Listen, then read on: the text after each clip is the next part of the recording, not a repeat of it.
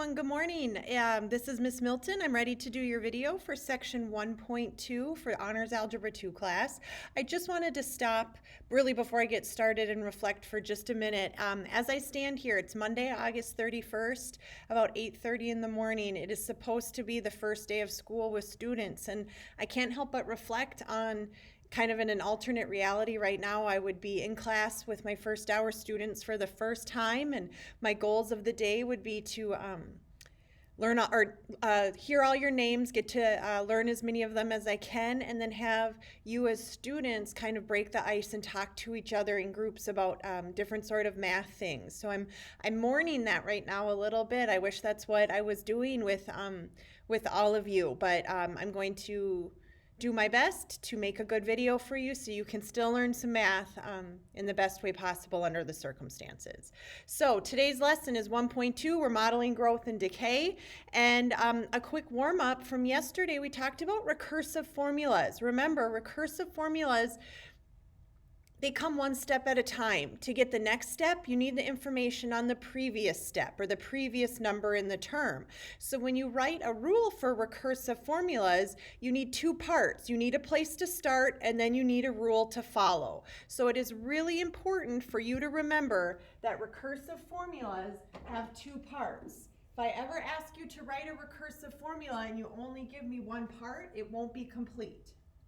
So another little warm-up from yesterday is to practice writing a recursive formula for the sequence. The one I'm giving you now is 1, 3, 9, 27, and this sequence could go on forever if you know the right rule. So pause for a second, take a look at this, see if you can come up with the pattern to get from the first term to the second to the third to the fourth. So pause this video, see if you can write the formula. All right, how many of you actually paused and how many of you just sat there and waited for me to continue? It's okay, I totally understand. But I look at this and I hope that you would recognize that this is a geometric formula. It looks to me like you take the previous term and then you multiply it by 3 to get the next term or the current term. In a geometric formula, when you're multiplying, remember there's a common ratio, and in this case it is 3. You multiply the previous term by 3. So to write our recursive formula, u sub 1 is always how you're going to start. It's where you list the first term. You have to start somewhere. You can't just have a rule that says, oh, multiply by 3. You'd say, well, multiply what by 3? So you need a starting point. In this case, it's 1. So u sub 1 equals 1. And then the second part of your recursive formula is where you write what the actual rule is. You'd say u sub n, so that means you could take whatever term, whether it's the third term, the fifth term, the 100th term, and all you would do is take the previous one, u sub n minus 1, and multiply that by 3. Sorry, my smartboard's going a little wonky. It's not, I've done the orientation about 4 times. I don't know why it's still wonky, so sorry about the messiness. Some of you might want to put parentheses around here. Ooh, that's really bad. To show that you take the previous term, multiply it by 3 to get your next one. So that's a nice little review from yesterday. I do want to make a little clarification. When you start working in your textbook, sometimes the book uses a u sub 0 as the starting term, and sometimes it uses a u sub 1. And I just want to talk about it a little bit. If you look at these two equations here, they're not complete. The one on the left, you would need like a u sub 1 equals something, that starting point we talked about. And then remember that they used, for an arithmetic sequence, a plus d is that common difference. So these two things put together represent an arithmetic recursive sequence. And then over here, this next one, we're missing the first part. This one talks about u sub 1, where you take the previous term times r, that common ratio. That's what we saw in our warm-up problem. That's used when we have geometric recursive equations. Oftentimes in geometric, u sub 0 is used for the first term versus u sub 1. The truth is they're pretty interchangeable.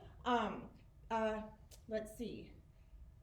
The key is right here. In some situations, it's more meaningful to treat the starting term as a zeroth term or u sub 0. It represents the starting value before any change happens. And ultimately, you can decide what would be better for you in your formula. On an answer key for a test, I would allow both for a u sub 1 answer to be correct and a u sub 0 answer to be correct. So you don't have to worry about that. And you are going to see a lot of examples today where we'll use u sub 0 because it'll make sense because it represents the starting value before any change occurs. You'll see that in the examples we're about to start. Okay, thinking about growth and decay. Well, growth and decay, things are changing. We could definitely relate this to some COVID-19 facts about, the number of people who have contacted the virus is growing. We are hoping it will start to decay or go down soon. But in the interest of maybe we don't need to talk about COVID all the time, we're gonna stick with these non-COVID-y examples. All right, but it definitely applies. I know it's on your mind. It would fit here. All right, so asking which would be the following would be modeled as growth and which can be modeled as decay and why? Well, temperature of hot chocolate, I would say you could argue both ways. It would depend. The temperature goes up when it's in the microwave, but it goes down when it's cooling. So I'm gonna say decay, but I think you could argue growth that the temperature goes up when you're heating it up. The amount of money in a savings account, I hope that's growth. You're putting money in a savings account so it'll stay there. Hopefully it will grow and you don't have to take it out of the account. The value of a car, that definitely goes down. The value of a car drops the second you drive it off the lot of the dealership, unfortunately. Then think of the height of a bouncing ball. As it bounces, it might bounce back real high, and then after every bounce, it will go lower and lower before the ball just starts sitting on the ground. So that would be decay. And then the population of a city, that depends. Does the city have new jobs? A lot of people wanting to move into it to come to work. I would definitely say growth. But lots of cities have population decay. If businesses leave the town, people have to move out to find jobs elsewhere. So that example, I think you could also argue both ways. In this chapter, we will talk about linear growth. Oh man. That's not linear at all. That is the smart board. I'm going to take a second and reorient it. Hopefully this will help. So the marker will actually go where I tell it to. All right, fingers crossed. I'm trying to model linear growth right here. That looks a little better. Or you could talk about linear decay, where the amount, that's a little, where the amount goes down at a constant rate. That would be your arithmetic, where it's that constant rate of change. So the D goes up by 3 every time or down by 7. And then we'll talk geometrically, where you have a common ratio. Your first point might be here, but then it'll have more of an exponential growth curve as it grows, or a decay oftentimes would look like this, and then eventually it starts to level off. So those are the kind of things we're going to look at, kind of graphs with arithmetic and geometric growth and decay. Focusing a little bit on geometric right now, I want to just talk about this value of R. All right, our ratio for growth, our ratio for decay. We are in growth if our ratio is greater than or equal to 1.0. So you could say the tree from one year to the next grows by 75% or by 3% or something like that. Our ratio of decay, is when we are somewhere between 0 and 1. The car's value, it lost 20% of its worth. All right, so that's when our ratio is between 0 and 1. So looking at this, a ratio for growth, if we say something grew by 75%, well, how could we change that into our R? What would the R in our equation be? Well, if you think about it, 75%, well, if it's going to grow, you need to get 100% of what you started with. So you had $500 in the bank, you've got to get 100% of that back, and then it's going to grow by 75% more, okay?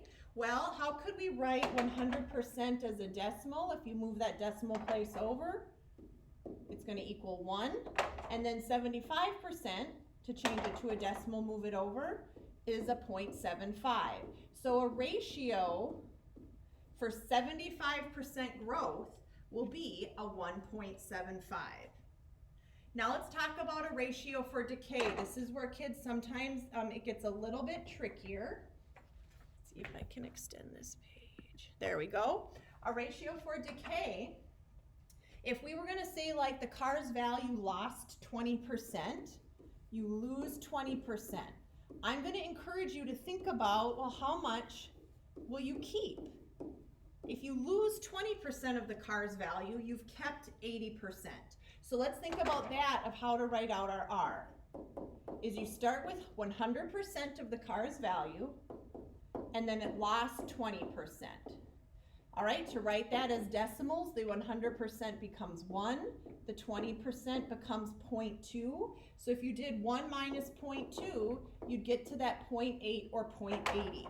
So notice the ratio when you're dealing with decay is how much of it, the value you keep. So that would be, if you write down anything, is ratio for decay. To get that R, think about how much you keep. I think this will start making more sense as we get into some examples. I'm going to do one example on this video and then save 2 more for a second video, and that will be it for the day.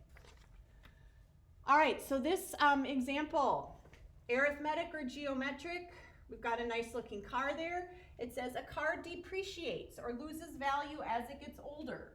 Suppose a particular automobile loses 1/5 of its value every year.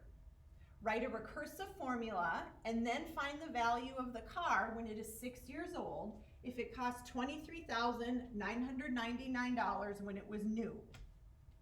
One thing I like to talk to my students about a lot, and I will talk to you, is when you get a story problem, read it through twice before you dive in and try to do everything. It'll give you a better sense of what you have to do to finish this problem. So please, please, please, story problems, read them twice.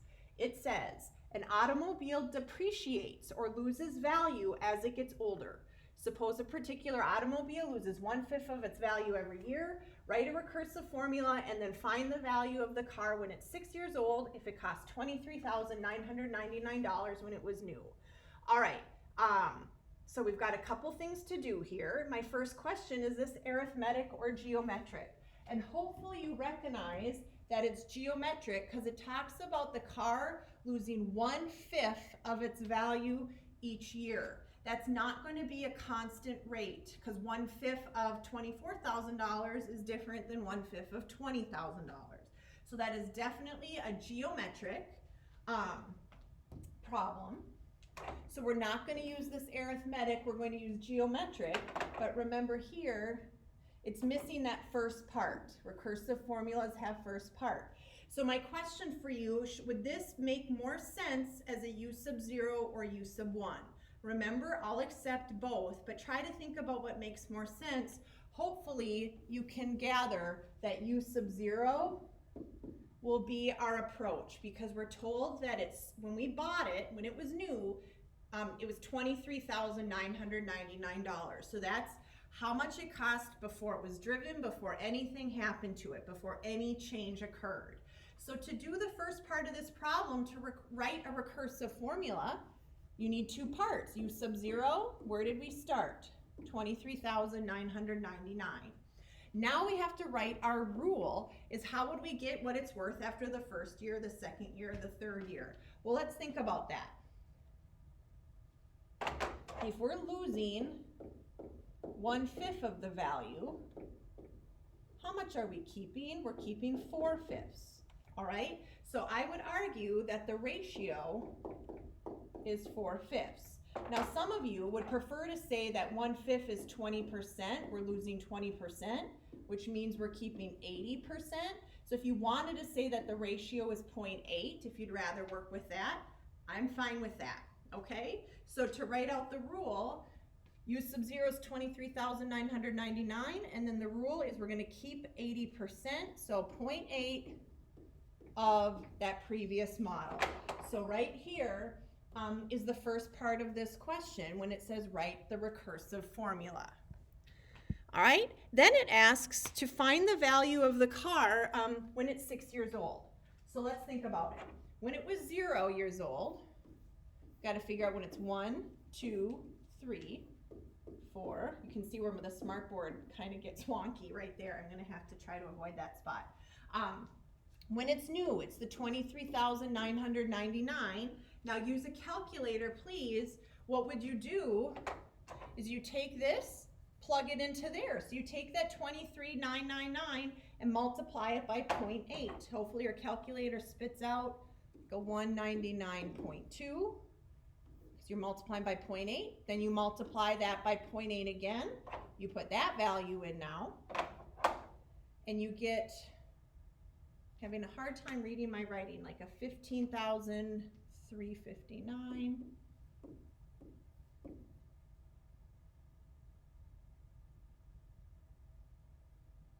Then I believe a 12,000, I should just grab a calculator than try to read my notes.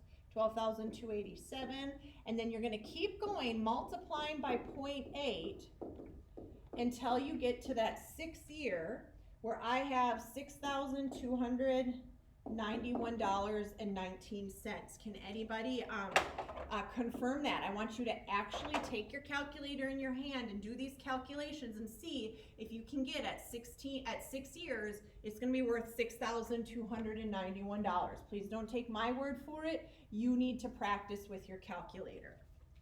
A nice thing there's a little clue here is I'm asking you if there's a shortcut, and there certainly is a shortcut. Some of you might even be thinking of it now. The idea of a shortcut is all we're doing here is repeated multiplication. To get the value after 6 years, we multiplied by 0.8 those 6 times. So let's think about it. Repeated multiplication, what if you just had something like 2 times 2 times 2 times 2? Well, what is that? 2 times 2 is 4, times 2 is 8, times 2 is 16. Well, repeated multiplication is really just exponents. Because how could you shortcut 2 times 2 times 2 times 2 would be just doing 2 to the 4th power is 16. This is saying 2 to the 4th power, 2 times 2 times 2 times 2.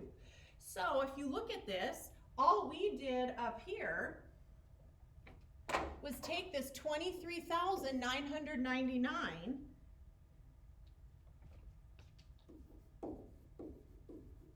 we multiplied it by 0.8, and then how many times did we do that? We did that raised to the 6th power. We did it 1, 2, 3, 4, 5, 6 times, and that landed us at the, what was the number, 6291. Oh, at 19 cents, I think it was. All right, so a shortcut. It's really nice for geometric growth and geometric decay is instead of doing that 0.86 times or whatever it might be,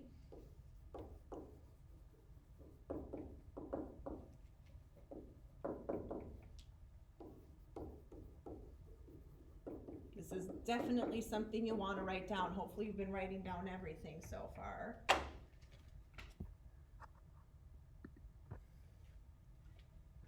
Is what we did was to find the value, we took that original number, u sub n, or it was u sub 0, a sub 0, same thing. You multiply it by the ratio or the rate, how much we were keeping, however many times it took. So like in this formula, that a sub 0 is the initial amount. R standard for that rate or the ratio. Remember, it's how much you're keeping, not how much you're losing. And then the X stood for the time. Now, one thing I'm going to do is change this up a little bit to make it a little more formal, is the Y ends up being an A sub n, and the X could be your N. So if you look back up here, Here's your N, your term number, the 0th time, the first, the second, the third, the fourth, the fifth, the sixth, and then A sub N is the value of that. So the value of the first year was that 19,000. The value of the second year was the 15,000, and so on. So this is a really nice way. You can certainly go the long way when you work on these problems and do the repeated multiplication, or you can simply do the shortcut and use this formula. In the next video, I will give you an example where we use the shortcut. So don't quit now. Take a break and watch the second video of the day, and then you'll be done.